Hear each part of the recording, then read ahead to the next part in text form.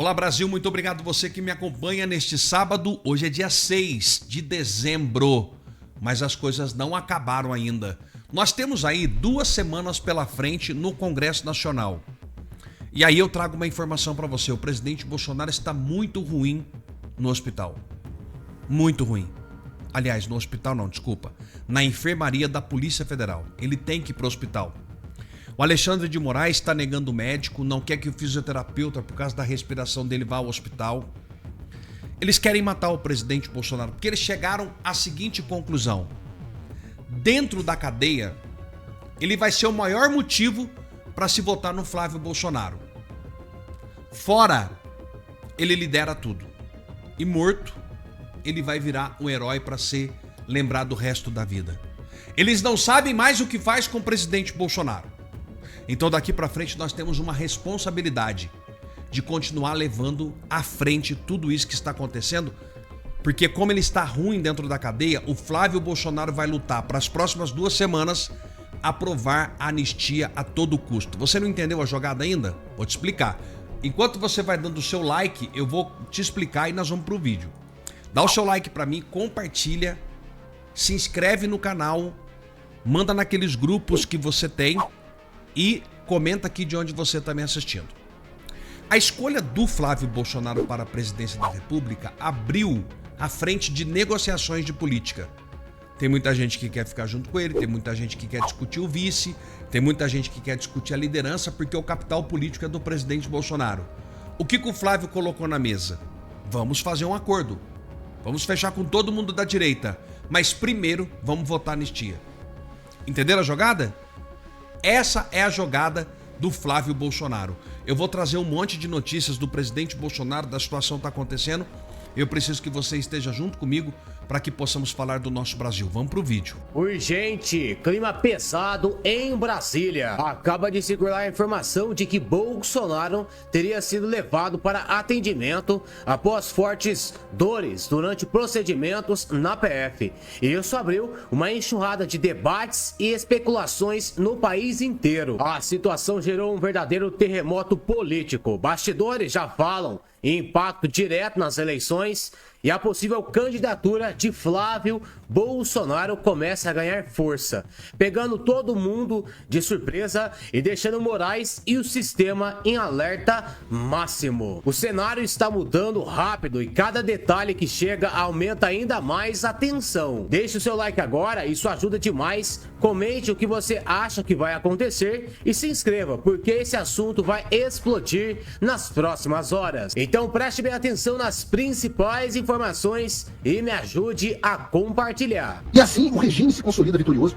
As chances de reversão do quadro atual do Brasil quase desaparecem. Sobre a anistia, nós falamos que a Câmara ia votar o projeto de lei da anistia na semana passada, e agora a ideia é votar nessa semana. Anistia ou dosimetria? Sim, há chances de uma bosta, de uma dosimetria ser aprovada nessa semana no Congresso Nacional. E eu digo que, ao contrário do que estão tentando vender para você, na minha humilde opinião, essa é uma grande derrota para todos nós.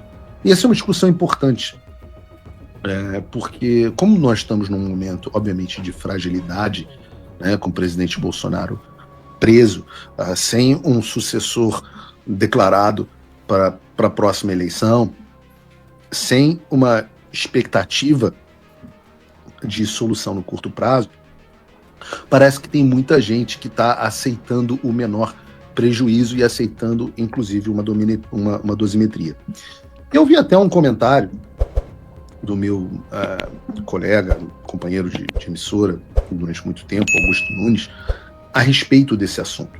E eu tenho enorme respeito ao Augusto Nunes, é um enorme jornalista, mas eu creio que, neste caso, especificamente ele, mas as pessoas que pensam dessa forma, estão redondamente enganadas. Eu gosto de uma frase, que é um ditado que eu repito muito aqui em casa, que é o seguinte: a pressa passa e a merda fica.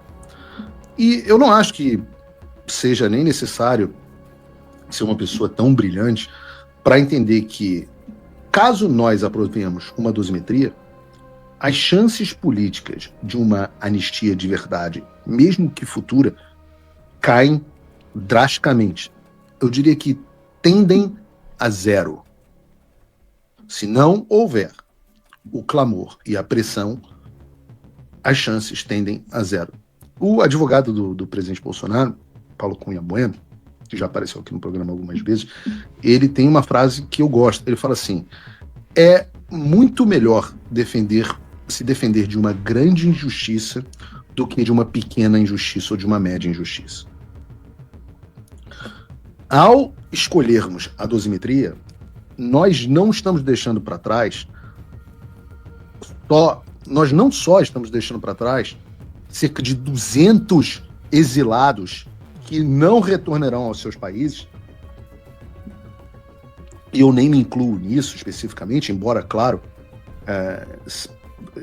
também deixaria de ser contemplado, mas a minha preocupação não é nem tanto comigo, porque eu me mudei para os Estados Unidos ao final de 2014, início de 2015.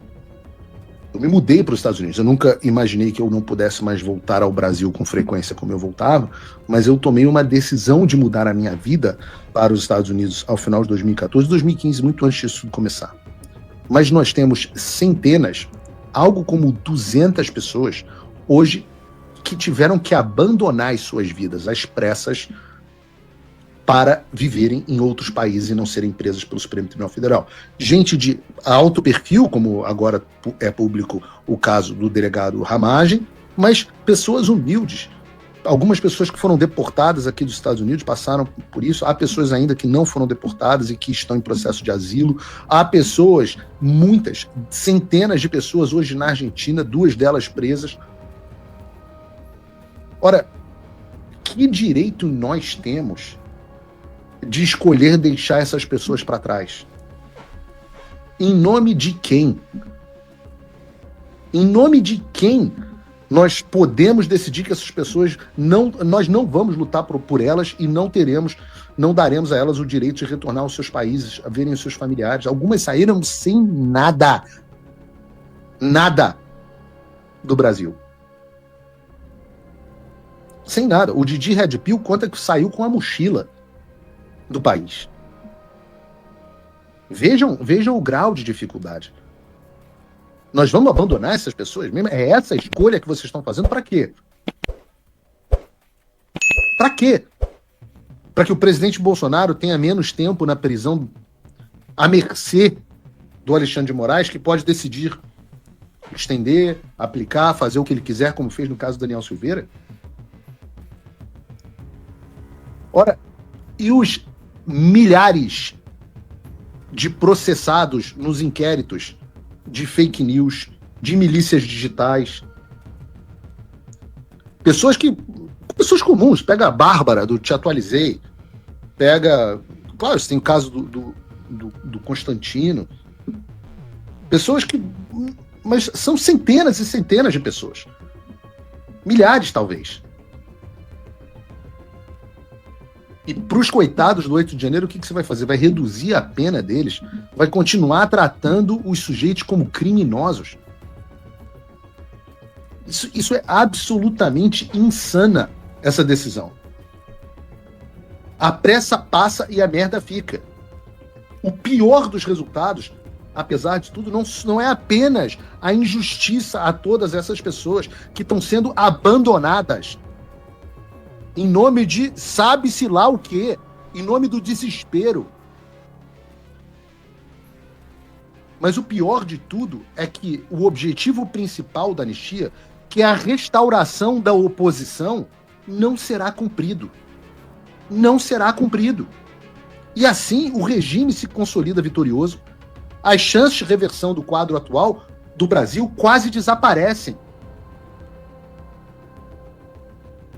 Nós estamos ferrados. A gente aprova a dosimetria e estamos ferrados.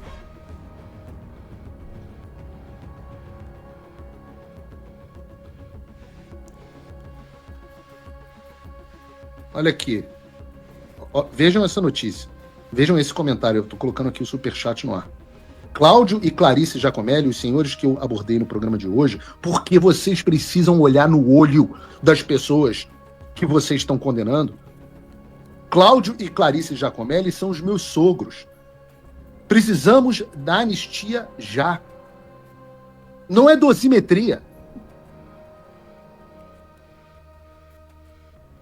Vocês acham o quê? Que com dosimetria e aí sim é necessário ser muito tolo para acreditar que nesse estado das coisas a eleição de um candidato não Lula, quem quer que seja, de Tarcísio a Flávio Bolsonaro, a possibilidade da eleição desses sujeitos seja salvadora. Eu peço aos nobres que colocam, e não vejo aqui necessariamente maldade, acho equivocado o raciocínio. Os nobres que colocam a aprovação de dosimetria como um passo na direção correta, como um avanço, tenham a consciência de que vocês estão sacrificando as liberdades do país inteiro em troca da concessão de um pouquinho menos de tirania para alguns.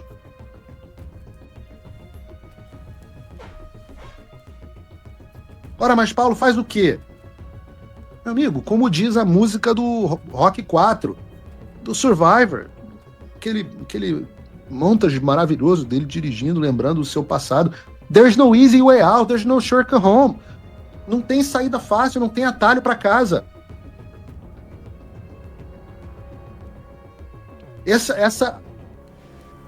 Votar a dosimetria é aceitar a capitulação. Se você acha que, mas meu Deus, não tem outro jeito, ou é dosimetria ou nada. Isso é tipo o cara da Cidade de Deus perguntando, você quer o tiro na mão ou no pé?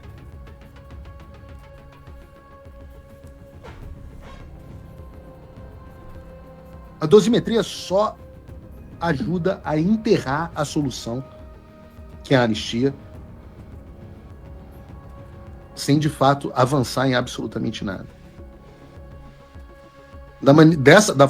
Pelo menos é a forma como eu vejo, posso estar errado. Mas se a dosimetria foi aprovada, eu não vejo espaço para priorização política para aprovar a anistia. E quem vende o contrário, eu penso que está tentando justificar a falta de coragem para continuar lutando pela anistia ampla, geral e restrita. Acho que a candidatura do Flávio Bolsonaro traz vantagens enormes que a do Eduardo não traz. O Flávio é uma pessoa muito articulada, inclusive com o sistema. O que o sistema pode fazer a respeito? Ora, no máximo, torná-lo inelegível. E essa é a grande preocupação. É isso. Paulo, se me permite, eu vou colocar aqui na tela o Polymarket. Eu tenho feito isso toda semana para quem nos acompanha. Obviamente, quem está aí no Spotify não vai conseguir observar, mas eu vou narrar pontualmente. Então, já na tela aparece pequeno para mim, mas acho que se eu aproximar eu consigo ver. Se vocês notarem, pessoal, na semana passada a gente tinha 3 milhões e mais ou menos 300 mil dólares já apostados na plataforma. A chance de vitória do Lula está sendo precificada em 50%, lembrando que essa chance já chegou a bater quase 65%, né? Então vem perdendo um pouco de força ao longo dos últimos meses. Tarcísio estava com 32%, Renan Santos, que era o nosso convidado da semana passada, né? Um deles, por sinal, estava aqui com 6%, e depois Haddad ganhando força, né? O Haddad chegou a ter 1% e foi subindo para 5%, porque muita gente acredita na possibilidade de que Lula, se não tiver convicção de que vá perder, que vá vencer essa eleição, ele não sairia candidato. Então a probabilidade ali para o Haddad está muito baixa. Algumas pessoas compraram com 1%, 2%, já mais que dobraram o capital. E o Ratinho, né, que por mais tivesse subido 1% naquela altura, está só com 3%, já chegou a estar com mais de 10%, então tem perdido força aí nos bastidores.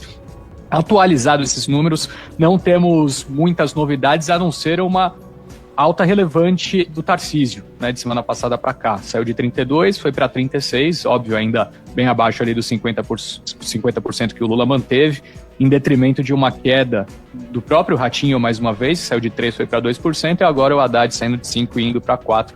Neste exato momento, nós temos 3.850 mil dólares apostados. Ou seja, pouco valor apostado, né, de uma semana para outra, ainda a liquidez não é das maiores, mas já é uma liquidez o suficiente para que uma pessoa consiga manipular pouco a precificação, então naturalmente isso começa a ficar mais próximo ao que realmente as pessoas acreditam. Esse é o cenário que a galera tem acreditado do ponto de vista financeiro. Agora, Paulo, eu queria te escutar qual que é a sua visão do que você tem enxergado com base nesses números. Assim, o quanto você acha que está distante da realidade esses números que aparecem aí na tela? Acho que a gente tem um problema no Brasil hoje, que as coisas estão mudando muito, muito depressa, né? O clima do país era 4 meses atrás, o clima do país certamente será outro daqui a 4 meses. Então, vou dar alguns exemplos de variáveis que mudam completamente o jogo. Por exemplo, o que acontece se for aprovada uma anistia mais ampla? Como é que as forças políticas se reorganizam no Brasil? Outra, o que acontece se Tarcísio não se desincompatibilizar no início do ano que vem? Outra, o que acontece se um dos irmãos Bolsonaro, penso aqui, por exemplo, o Flávio Bolsonaro, anunciar a sua candidatura à presidência com o apoio de todos os outros irmãos? O que acontece? O que acontece se, quando a Lei Magnitsky começar a ser mais aplicada no Brasil? O que acontece se outros indivíduos forem sancionados na Lei Magnitsky? O que acontece se as negociações Brasil e Estados Unidos como tarifa naufragarem, ou o que acontece se elas prosperarem? O que acontece se as sanções forem, no cenário que eu considero hipotético, retiradas? O que acontece? O que acontece? O que acontece? As conversas que eu tenho com o governador Tarcísio, porque eu tenho pessoalmente apreço, ele diz de forma absolutamente categórica de que não será candidato. Ele me dá a palavra dele. Posso ser muito inocente e tá sendo enganado. Eu tenho apreço pelo governador Tarcísio, me dou bem com ele, mas não cresci com ele, não conheço bem, não somos amigos, ele não estava no meu casamento, ao contrário do Eduardo Bolsonaro ou do Trump. O governador Tarcísio não estava lá. Mas eu acho que faz sentido o cálculo, o que ele me diz. Eu não considero traidor, eu acho que ele, de novo, pode ser inocência minha, mas os seus atos, para mim, sempre pareceram atos leais ao presidente Bolsonaro. Eu acho que ele tenta ajudar o presidente Bolsonaro, e nós conversamos abertamente sobre como nós divergimos sobre a estratégia deles de ajuda do presidente Bolsonaro. Eu acho que só se ajuda o presidente Bolsonaro e o Brasil confrontando o sistema. O governador Tarcísio acha que é possível ajudar dialogando e compondo com o sistema. São duas visões de Brasil diferentes, né? Mas ele diz que não será candidato. E aí eu penso, olha, faz sentido. Mesmo que ele seja um traidor, eu volto a dizer, não considero o caso, seria muito burro uma pessoa que resolvesse lançar uma candidatura para presidente contra o Lula, que consolida os votos da esquerda totalmente, não tendo o apoio integral da direita.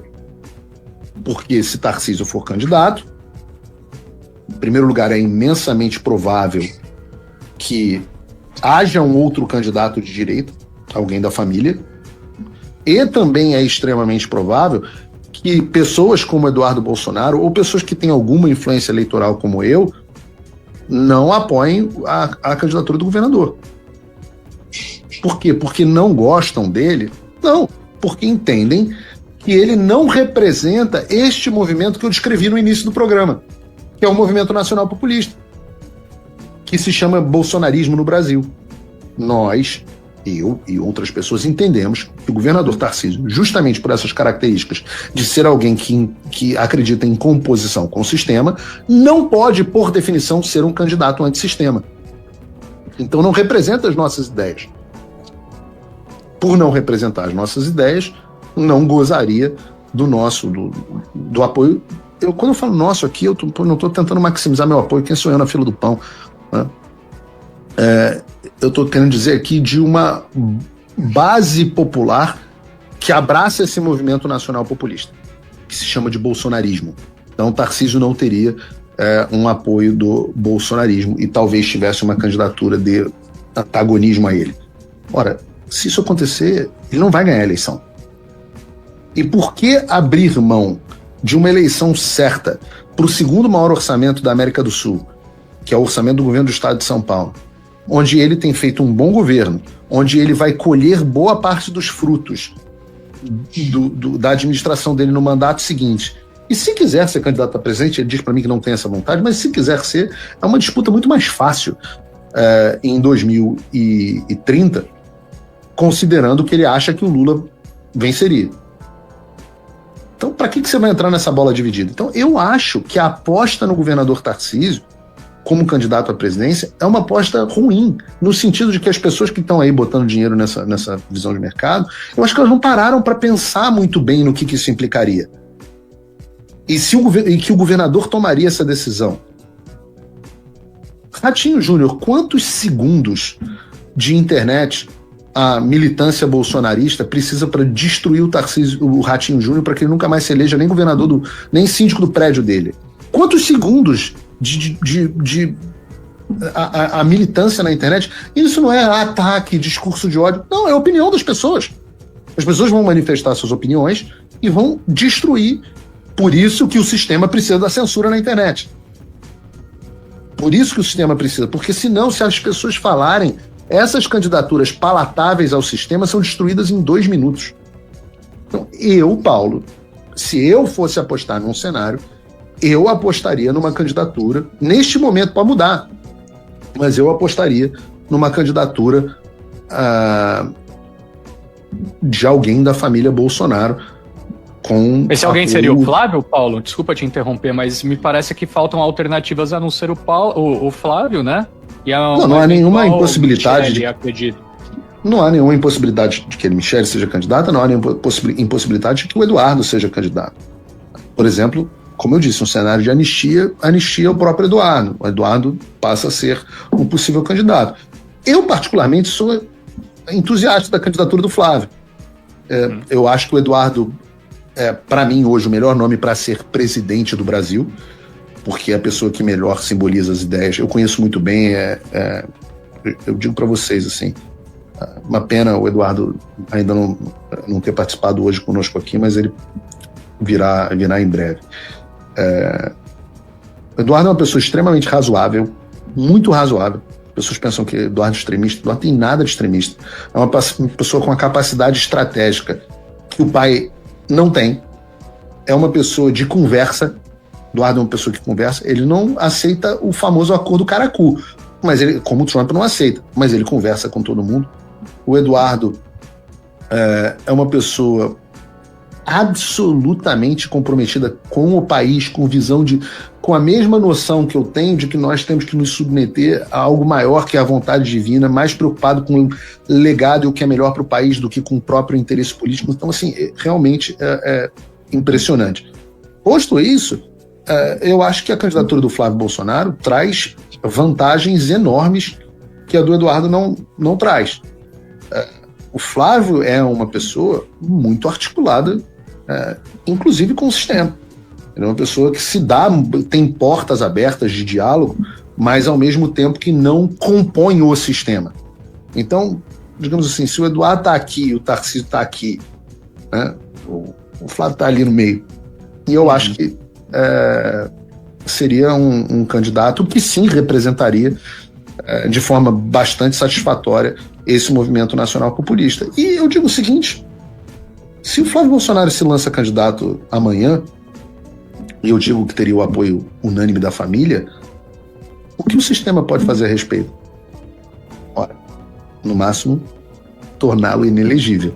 E essa é a grande preocupação, né? Porque o sistema tirou o Bolsonaro, agiu para tirar o Eduardo, está tentando tirar o Eduardo, e a gente entende que no momento em que o Flávio se lance candidato, o sistema vai agir para tirá-lo também da mesma forma. Porque, aquilo que eu disse no início do programa, o sistema controla o judiciário e o judiciário é imune à vontade popular e, portanto, o sistema tem esse braço judiciário para retirar os candidatos que são desagradáveis ao sistema.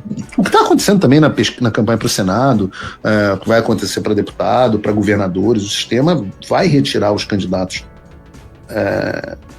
que sejam inconvenientes de alguma forma, né? A judicialização da política e a politização da justiça, ela se tornaram muito fortes no mundo inteiro, mas no Brasil principalmente nos últimos anos. Marina Silva tem leve fratura na coluna e é hospitalizada. Ministra foi atendida no Hospital de Brasília durante férias. Marina Silva, ministra do Meio Ambiente e Mudança do Clima, foi diagnosticada com uma leve fratura na região lombar da coluna nesta quarta, após ser atendida no Hospital de Brasília, na capital federal. Segundo nota oficial de sua pasta, ela estava de férias durante esta semana. Para a recuperação, ela precisará se afastar de atividades presidenciais nas próximas semanas. Marina foi hospitalizada após sentir dor súbita na região lombar enquanto movimentava vasos de planta no jardim de sua residência, diz a pasta. A ministra foi atendida pelos clínicos gerais Leonardo Coelho e Éder Malta e pelo ortopedista Isaías Azevedo. Ela recebeu medicações para controlar a dor. Uma vez que respondeu bem, teve alta ainda esta quarta e já retornou à sua casa. De acordo com orientações médicas, a ministra precisará se afastar das atividades presenciais nas próximas semanas, mas poderá seguir trabalhando de forma remota durante esse período, diz a nota do Ministério. Marina foi submetida a exames de tomografia que apontaram uma fratura vertebral L4 na região lombar. Essa penúltima parte da coluna vertebral, abaixo dela apenas a L5. Ambas são responsáveis por sustentar o peso e também ajudam na mobilidade do tronco. Outra informação que está repercutindo no dia de hoje: Bolsonaro reclama de dores de cabeça por barulho de gerador na PF. Defesa do ex-presidente aponta que equipamento instalado ao lado da sala, usado por ele, estaria prejudicando seu bem-estar.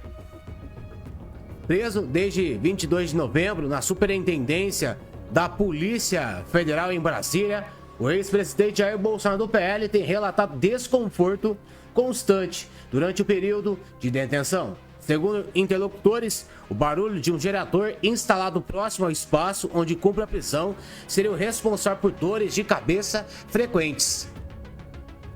A reclamação, de acordo com os filhos, já foi informada à direção da PF e mencionada por Bolsonaro durante conversas com familiares, advogados e profissionais de saúde que o visitam. O ex-presidente permanece em uma sala de Estado-Maior, com previsto para autoridades com prerrogativa de foro.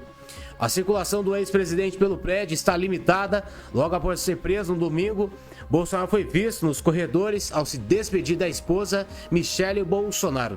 Na primeira visita recebida, episódio que gerou repercussão e levou a PF a reforçar as restrições. Desde então, a movimentação de Bolsonaro além do ambiente de que está alojado tornou-se ainda mais controlada. Policiais instalaram películas de vidros nos vidros da área onde fica a sala, com o objetivo de evitar que imagens internas sejam captadas pela imprensa. Bolsonaro permanece monitorado por equipe jurídica e médica, enquanto o caso continua sob análise do Supremo Tribunal Federal, STF. A defesa do ex-presidente segue em contato com autoridades responsáveis pela custódia, buscando assegurar condições que considera adequadas ao cumprimento da pena.